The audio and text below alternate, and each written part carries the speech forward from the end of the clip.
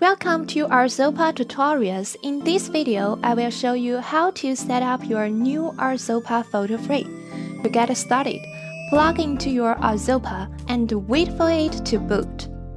Please do not unplug the power to turn off the screen. You can use the switch button on the back of the screen to put the photo frame into sleep mode. Then select the language you want to use on your frame from the list. Press the Next Step icon in the lower right corner to proceed to the next step. Now let's get your ARZOPA frame on the internet. Find and press on the name of your Wi-Fi network in the list.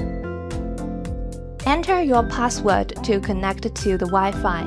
When your frame is online, connected will appear below the network name, and the network will be automatically pinned to the top. Now enter your name. This will be visible to friends and family when they send photos to your frame from their smartphone. Then finish the setup by selecting the correct time from the list. You can also select the internet update time. Now all set up, your frame will check if a newer version of the software is available. Your frame will automatically restart after the update is complete.